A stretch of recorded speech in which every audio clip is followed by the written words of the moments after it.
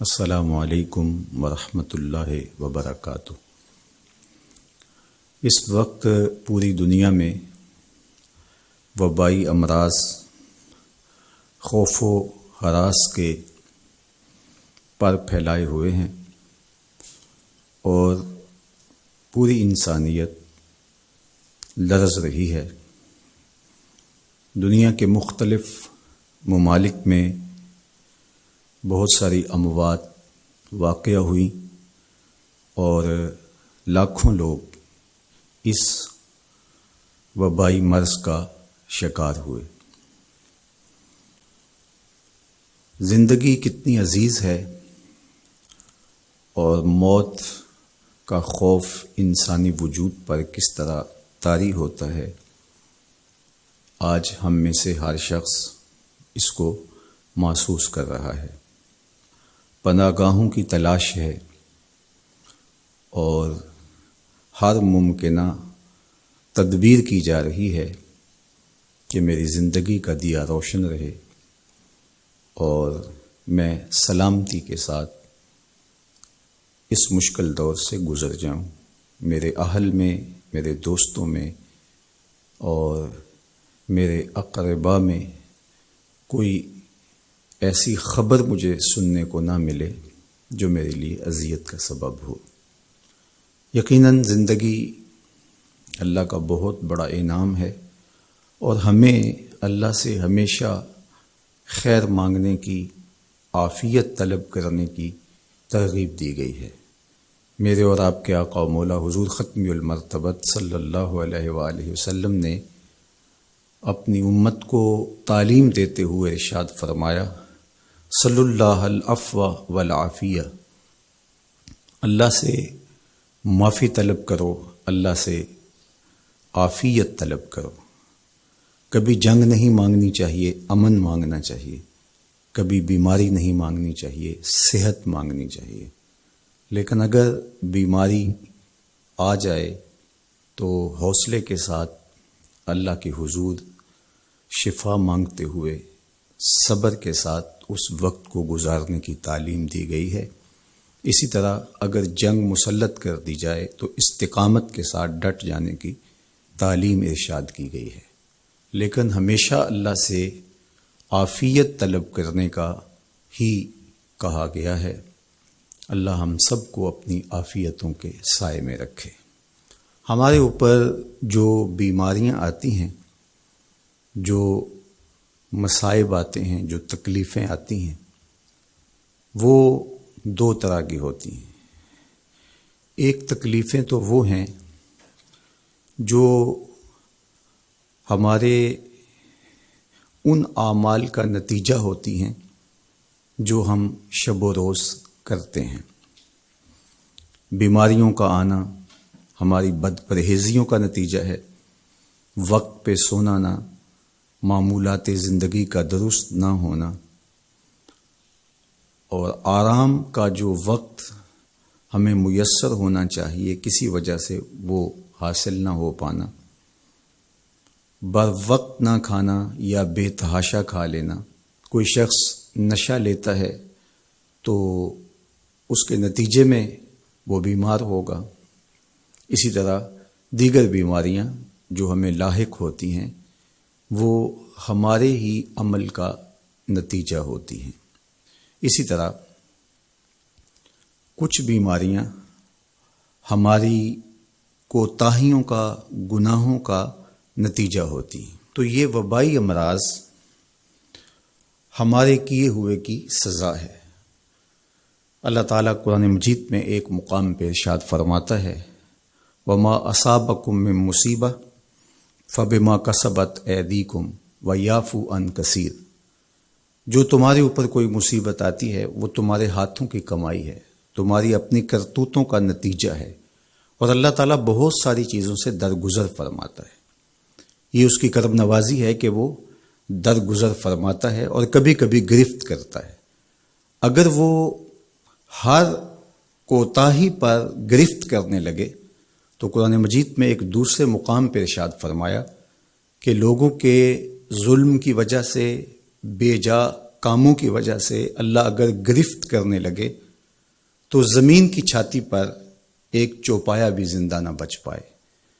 تو اللہ جل شانہ اپنے بندوں کو معاف بھی فرماتا ہے اور ان کی گرفت بھی کرتا ہے.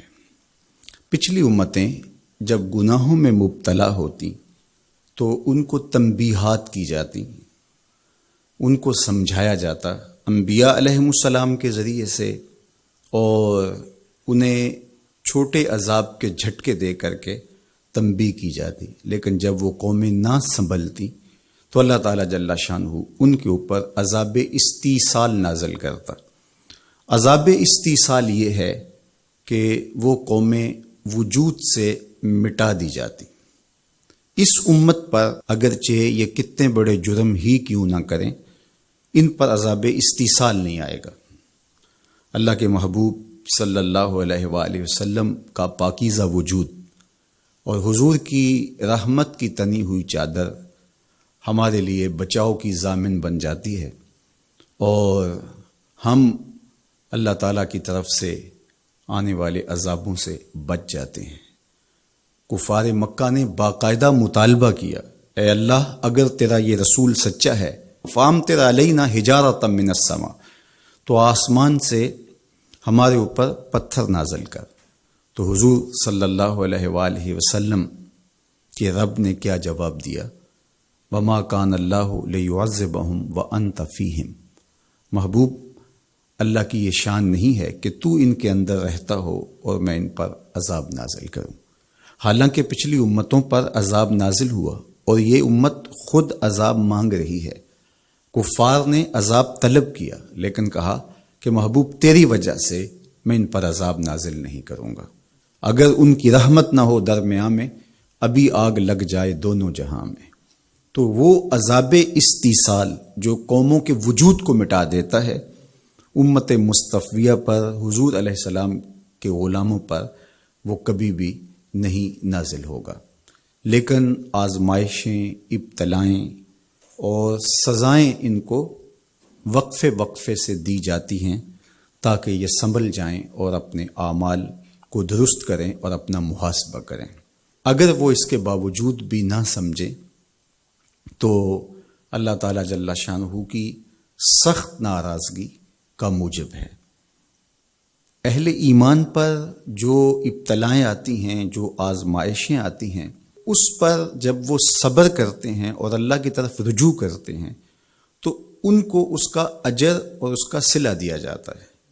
حضور نبی رحمت صلی اللہ علیہ وآلہ وسلم نے ارشاد فرمایا کہ مومن کے پاؤں میں کانٹا بھی چبھتا ہے تو وہ بھی اس کے گناہوں کا کفارہ بنتا ہے، وہ بھی اس کے لیے بہتری کا ضامن بن جاتا ہے. تو جو وبائیں آتی ہیں، تکلیفیں آتی ہیں، تو وہ اس کے لیے بہتری کی ضامن ہوتی ہیں. اسی لیے تو وباؤں سے جو اللہ پر یقین رکھتے ہوئے انتقال کرتے ہیں وہ شہید کے زمرے میں آتے ہیں. کتنا بڑا درجہ ہے شہادت کا، لیکن ان کو یہ نصیب ہوتا ہے. وہ اپنے آپ کا محاسبہ کرتے ہیں. کیسے ہمیں پتہ چلے کہ جو مصیبت ہمارے اوپر آئی ہے وہ سزا ہے یا ابتلا ہے؟ تو علماء نے کہا کہ جو وبا، جو مصیبت، جو تکلیف تمہیں پہنچتی ہے اس پر اگر تمہیں اللہ کی طرف رجوع نصیب ہوتا ہے تو وہ ابتلا ہے. اس سے تمہارے درجے بلند ہوں گے، تمہارے گناہ مٹیں گے. اور اگر ان آزمائشوں، ان امتحانات اور ان وباؤں کے باوجود بھی تمہارا اللہ کی طرف رجوع نہیں ہوتا اور تم اسی طرح اپنی زندگی کو گزارتے ہو جس طرح اس سے قبل گزارتے ہو، تو وہ تمہارے لیے سزا ہے. تو مجھے اور آپ کو اس موقع پر دیکھنا ہوگا کہ ہم کس مرحلے سے گزر رہے ہیں، ہماری کیفیت باطن کیا ہے. کیا یہ خوف و ہراس کا عالم اور یہ وبائی امراض اور اس وقت پوری دنیا کے اوپر جو کیفیت ہے وہ ہمارے لیے اللہ کی قربت کا سبب بن رہی ہے، رجوع اللہ کا ذریعہ بن رہی ہے، توبہ و استغفار کا سبب بن رہی ہے؟ ہم اللہ تعالیٰ جل شانہ کی قربت حاصل کرنے کے لیے کوشاں ہو گئے ہیں، یا کہ ہمارے رویے، ہمارا طرز زندگی اور ہمارا انداز معاشرت بالکل تبدیل نہیں ہوا، اور ہم جس طرح کی زندگی پہلے گزار رہے تھے اس طرح کی ہی زندگی بسر کر رہے ہیں، تو پھر یہ ہمارے لیے سزا ہے، ورنہ ہمارے لیے ابتلا ہے، آزمائش ہے، امتحان ہے، اور ہم اس میں اللہ کی قربت کے ذریعے سے اللہ کی پناہ میں آ کے سرخرو ہو رہے ہیں، کامیاب اور بامراد ہو رہے ہیں۔ یہاں ہمیں دیکھنا ہوگا کہ اس وقت سسکتی انسانیت کے لیے ہمارا رویہ کیا ہے۔ کیا ہم نے اشیاء خورد و نوش سے لے کر کے ضروری ادویات تک اور انسانی ضرورت کے لیے اس وبا سے بچنے کے لیے جو ماسک پہنا جاتا ہے اس کو حصول زر کا ذریعہ بنایا، یا کہ ہم انسانیت کی خدمت کے لیے اس وقت میدان عمل میں موجود ہیں؟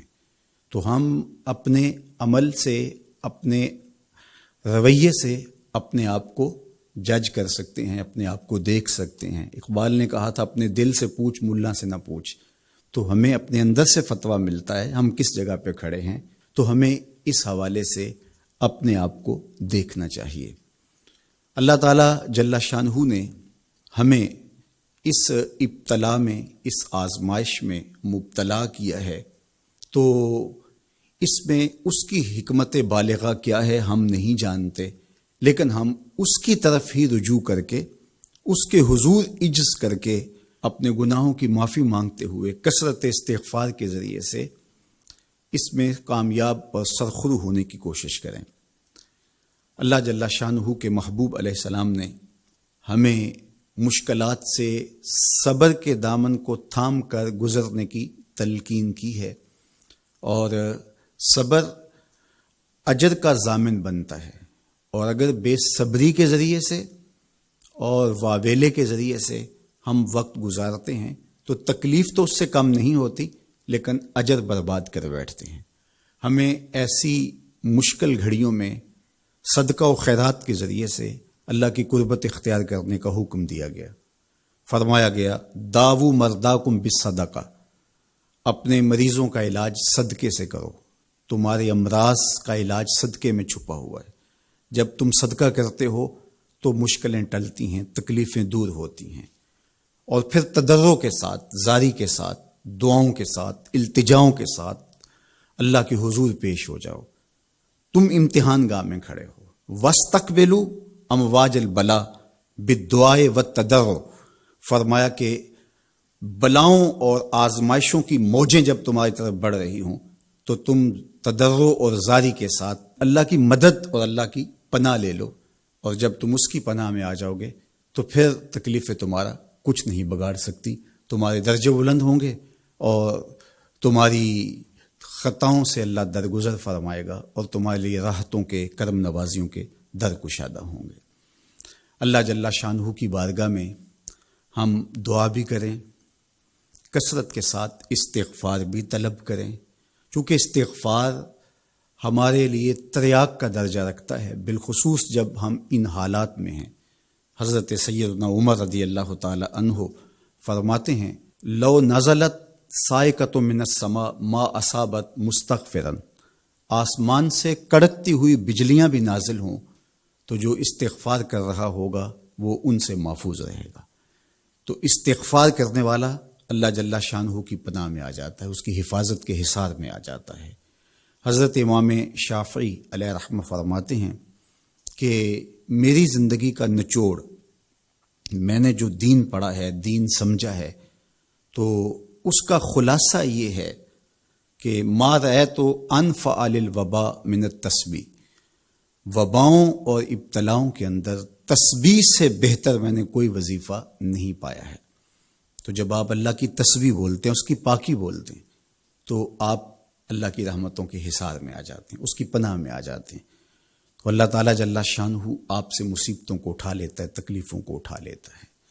تو استغفار طلب کیجئے، اللہ کی تسبیح بولیے، اور قرآن مجید کی کثرت کے ساتھ تلاوت کیجئے۔